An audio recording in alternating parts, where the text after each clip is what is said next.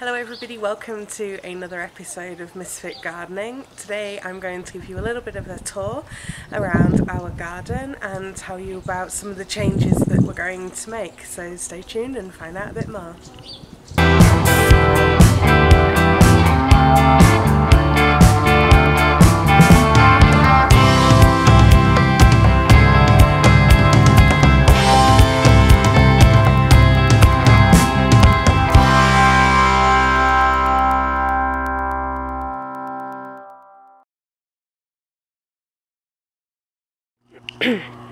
So as you guys can probably see, it has snowed again here in Utah, and this is our current garden setup.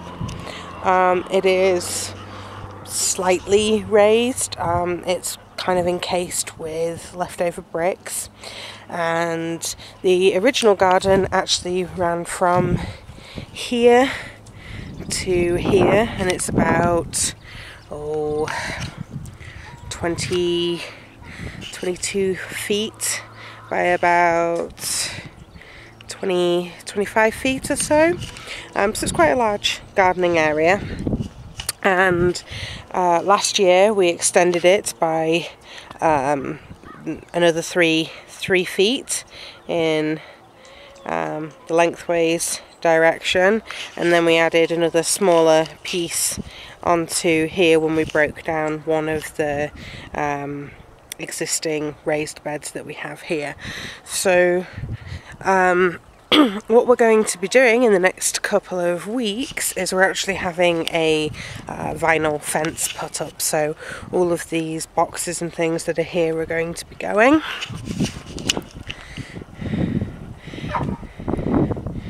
And same with the boxes and things that are already existing. They're all going to be moving too. So what we're going to be moving to is a fully raised bed system, and there's going to be 15 to 18 5-foot by 3-foot boxes, which I'm going to show you in a moment, and we're going to move to a complete raised bed garden, and I will tell you a little bit about that in a minute. Okay, here is one of the planters that we're in the middle of staining.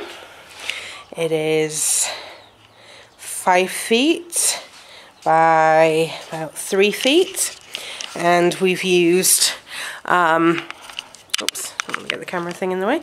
We've just used studs to do this. And some 4x4, and these were so simple to make. This one my husband put together because he screwed it, but some of the others here, which we've not yet stained, I put together, and I actually used long nails to do this, mostly because I couldn't find where the drill was. So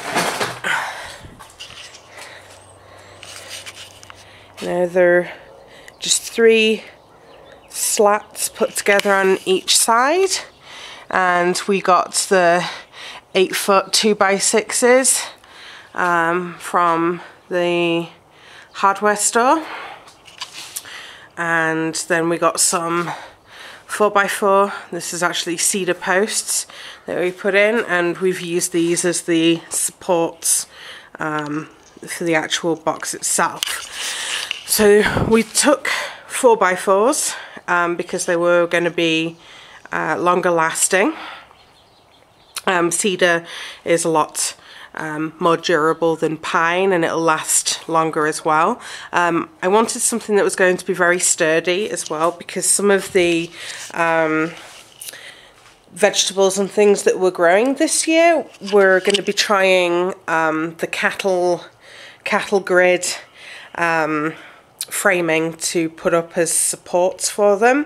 And if you visit Pinterest, you'll probably see lots of cattle panel or concrete reinforcement mesh screening stuff that people have used to make nice archways and things for growing squashes up and things like that. So because I want to use something like that, which is quite robust, to grow some of the squashes and things up this year, I wanted to make sure that my planter boxes are going to be able to take the additional strain that that's going to be causing.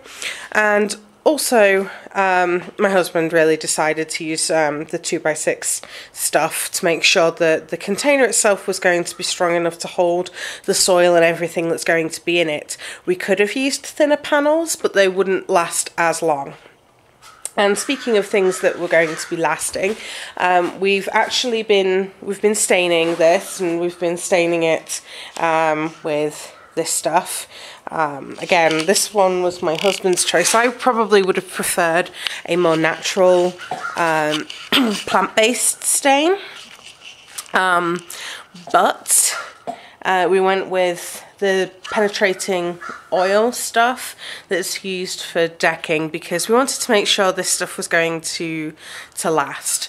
If you are like me and you live in suburbia, things that you build for your garden should really look nice. It will help with your home being able to be sold. I mean, as you can see, we need to do the top, and this is taking quite a while to dry. We actually did this a week ago now, but because of the snow and things outside, it's taking a lot longer. So we went with this red colour because we're having kind of like a barn theme around the property. So we've got red brick on our house. We're going to be redoing the roofing and things, so that's white, so it kind of looks a bit like a barn, and we wanted these to be the same. The other reason is because just of where we live in Utah, most decks and things that are being built will be this colour. So the fact that we've got planter boxes and things that are this colour, it's easy for everybody to get hold of. You know, it'll be easy for them to paint. We went ahead and painted the inside as well, just to make sure that these would last longer than, you know, by just painting the outside. It's going to make it a lot more it's going to be a lot more sale friendly when we come to wanting to sell the property. So these ones will all be getting the same treatment. And rather than nailing the rest of them in, I think we're probably going to go ahead and screw these together instead. So we priced it out for these 3 containers that we made, including the stain that we're using. We probably spent about $200 to make these. We probably could have done it a lot cheaper if we had reclaimed wood and things. That would have been a lot cheaper. We wanted things to look the same. Again, this is all due to the resale likelihood of the home. And again, we were building things to last, so I don't want to have to come and in like 2 seasons time I've got to replace all this because this is rotted out. I don't want to be doing that. I want to be able to grow and keep on growing. So that's a little bit about the boxes, and there's going to be an upcoming video where I will show you exactly how to make them. And I'm terrible when it comes to DIY type of projects, so if I can make it, you guys definitely can. Okay, so why am I moving to a fully raised bed system? Well, number one, it makes things a lot easier when it comes to crop rotation. So if you don't know what crop rotation is, it's where you grow different types of crops. So you've got beans and peas, kind of legumes, then you have root crops, and then you have leafy green crops, and then you have kind of other crops, which usually things like corn, pumpkins, squash, that kind of thing all falls into. So the idea is that you don't grow the same crop year after year in the same space. Because you will get a build-up of soil-borne disease and pests, which will be more susceptible, or your crops will be more susceptible to those things that are building up in the soil each year. So raised beds make it a lot easier to do crop rotation. For me, it means that I can have the dogs out in that side of the yard, and I can actually spend time with them while I'm doing my weeding, my planting and all that kind of stuff. After us losing my husband's dog Bubba the other week, we've kind of reevaluated, you know, how we feel about things, and you know, I want to be able to spend as much time with my animals as I can. You know, I work long hours enough. You know, I want to spend time with Sparky and Teddy when I get home and start gardening as well. The other reason is when I let the chickens out into that area, I don't want them to go ahead and destroy everything, so having larger raised beds will help with that. Some of the other reasons are more around ergonomics. So I'm in my 30s, my husband is kind of in his mid-40s. I want him to be able to enjoy gardening and get involved, and doing a lot of the bending down, the bending over, kneeling and stuff is a bit difficult for him to do. So having raised planters that are a bit taller will mean that he can do that. The other reason why I've made them so tall and robust is also to enable us to have archways and things being created out of sturdy metal, like the cattle panels that you get from some of the farm supply stores. Those will be much easier to do with more robust garden beds that are being made. The other reasons include that, you know, I've got a much better control of my soil structure in those beds. I'm on sandy soil here, so that's quite difficult to you know, build up quickly, so raised beds are going to help with that as well. The other reasons are as well that it looks a lot nicer, basically. I've got a lot of friends that grow in large raised beds. They look really pretty.